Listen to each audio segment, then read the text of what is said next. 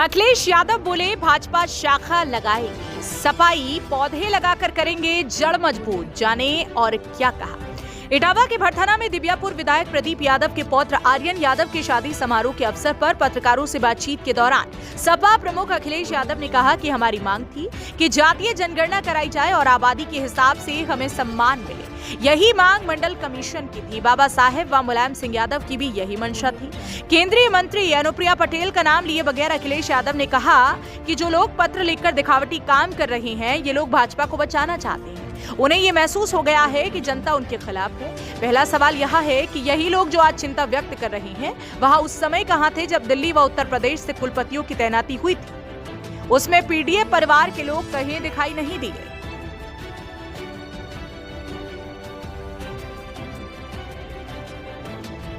से आरक्षण को लेकर के तमाम विवाद चल रहे हैं। क्या लगता है कि आरक्षण भारतीय जनता पार्टी की तरफ से कोई अनियमितता हुई है? पार्टी की तरफ से भारतीय जनता पार्टी जब से सरकार में आई है, उनका एक फैसला देख लें अगर आप, उसमें आरक्षण के साथ खिलवाड़ हुई है।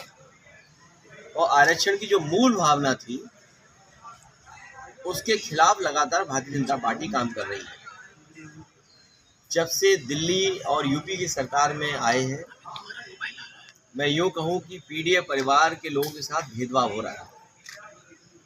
और भारतीय जनता पार्टी नहीं चाहती है कि जो समाज, जो बहुजन समाज, जो पीडीए परिवार, चाहे वो अल्पसंख्यक हो, आदिवासी हो, आदि आबादी हो, पिछड़े हों, दलित हों या अन्य जातियां जिनको आरक्षण से सम्मान का जीवन जीने का मौका मिलता था, उस आरक्षण के साथ लगातार सरकार खिलवाड़ कर रही है। जहां तक पिछले चुनाव में एक कदम बढ़कर के हम सभी लोगों ने मांग की कि जाति जनगणना हो और आबादी के हिसाब से हक और सम्मान मिले। यही हमारा संविधान कहता है और यही मूल भावना थी मंडल कमीशन की।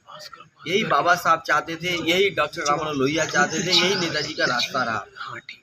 ये जो लोग आजकल पत्र लिख रहे हैं या दिखावटी काम कर रहे हैं, ये भारतीय जनता पार्टी को बचाना चाहते हैं।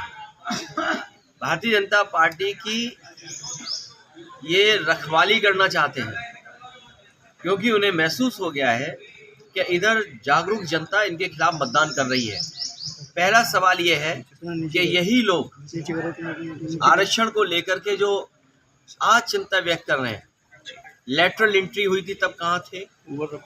वाइस चांसलर जो अपॉइंट हुए दिल्ली से और उत्तर प्रदेश से, जो वाइस चांसलर अपॉइंट हुए हैं, उसमें कहीं पीडीए परिवार के लोग आपको नहीं दिखाई देंगे।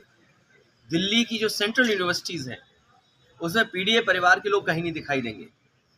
जो दिल्ली की सबसे प्रेस्टिजियस यूनिवर्सिटी है, जवाहरलाल नेहरू यूनिवर्सिटी, अगर हम उसके नौकरी के आंकड़े निकालें तो वहाँ पर पीडीए परिवार के आज तक, जब से यूनिवर्सिटी बनी है और आज तक 15% भी पीडीए परिवार नहीं है।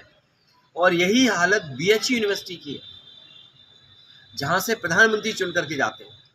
तो अगर हम ये दो यूनिवर्सिटी का देख लें और वाइस चांसलर का अपॉइंटमेंट देख लें और वाइस चांसलर ने जिनको नौकरी दी है उनके हम आंकड़े देख लें, तो आप पाएंगे कि इस सरकार में आरक्षण के लिखा, उसमें उन्होंने यही सवाल खड़ा किया कि नौकरी को लेकर के। देखिए, ये जो चिट्ठी पत्र या जो आरक्षण के पक्ष में आज बोल रहे हैं, ये तमाम वो लोग हैं जो भारतीय जनता पार्टी को बचाते हैं। ये उस दल को बचा रहे हैं जो दल भारतीय जनता पार्टी आरक्षण के खिलाफ है। सर, क्रिकेट में आपकी दिलचस्पी है, कल वर्ल्ड कप जीता है टीम इंडिया ने, क्या कुछ कहेंगे? मैं इंडिया की जीत के लिए बधाई देता हूँ और पूरे देश के लोग इंडिया की जीत पर खुशी मना रहे हैं। कल समाजवादी पार्टी वृक्षारोपण करने जा रही है, शुरुआत किस तरह से क्या रहता है? मैं कार्यकर्ताओं को बधाई देता हूँ, जहाँ वो एक कार्यक्रम चला रहे हैं, जहाँ वो पेड़ लगाएंगे और कह तो रहे हैं कि पीड़े पेड़ लगाएंगे। बरगद का पेड़, पीपल का पेड़, ये ऐसे पेड़ हैं जिनकी जड़ें बहुत मजबूत होती हैं। हमें उम्मीद है कि जहाँ पेड़ लगा रहे हैं वहीं समाजवादी विचारधारा को भी बहुत मजबूत बनाएं। सर, जिस तरह से उपचुनाव होने हैं, क्या लगता है कि गठबंधन से होगा या आप अकेले लड़ेंगे? ये फैसला अभी का नहीं है, बाद का होगा। अभी तो तारीख ही नहीं पता कि चुनाव कब होगा। इसमें बीजेपी को घबराने की जरूरत नहीं है, बीजेपी हारने जा रही है। तो सर, सर सदन में आप बैठ रहे हैं, सदन शुरू हो गया है, पिछले मुकाबले किस तरीके का अंतर अब आप देख रहे हैं, बीजेपी की क्या स्थिति है? याद होगा आपको, जब उत्तर प्रदेश का चुनाव था तो हम याद दिलाते थे कि 60 लाख बच्चों के परिवारों के साथ खिलवाड़ हुई थी, उनके भविष्य के साथ खिलवाड़ हुई, और उसका गणित भी बताते थे कि अगर उस परिवार के सदस्यों को केवल हम माँ बाप को जोड़ दें तो 3 गुना 60 लाख, 1,80,00,000 परिवार या लोग ऐसे थे या वोट जो प्रभावित थे सीधे सीधे। अभी जो नीट का एग्ज़ाम हुआ है, कम से कम नीट का एग्ज़ाम तो नीट एंड क्लीन हो, क्योंकि वो भविष्य के हमारे डॉक्टर बनने जा रहे हैं। भविष्य में हमारा स्वास्थ्य कैसे बेहतर रहेगा, उसकी जिम्मेदारी उनके कंधे पर होगी। ये बीजेपी के लोग अभी से नहीं, इनका पुराना इतिहास उठा करके देख लो, ये जितने भी एग्ज़ाम होते हैं सबसे ज़्यादा खिलवाड़ ये करते हैं, खिलवाड़ खुद करते हैं, उंगली दूसरों पे उठाते हैं। जैसे ये आरक्षण की जो चिट्ठी आ गई, आखिरकार कौन है जिम्मेदार इसके लिए? बीजेपी खुद जिम्मेदार है। तो जब अपॉइंटमेंट्स हो रहे थे, ये तमाम चिट्ठी लिखने वाले कहाँ थे? तो सर, सदन में डिप्टी स्पीकर पद के लिए क्या आपकी पार्टी कोई कैंडिडेट ला रही है? जो अन्य दलों का फैसला होगा, और अन्य दल अगर चाहते हैं कोई इस तरह का, और ये बात पहले भी कही गई कि डिप्टी स्पीकर विपक्ष को मिलना चाहिए, डिप्टी स्पीकर विपक्ष को। सर, लगभग 4 महीने बाद मोदी के मन की बात आज फिर से कार्यक्रम शुरू हुआ, 111वां संस्करण है, बहुत कुछ सुना लिया। सर, पीडीए से क्या लग रहा है आपको कि भाजपा की पीडीए से घबरा रही है? क्या किस तरीके की रणनीति है उनको बदलने के प्लान बना रहे हैं?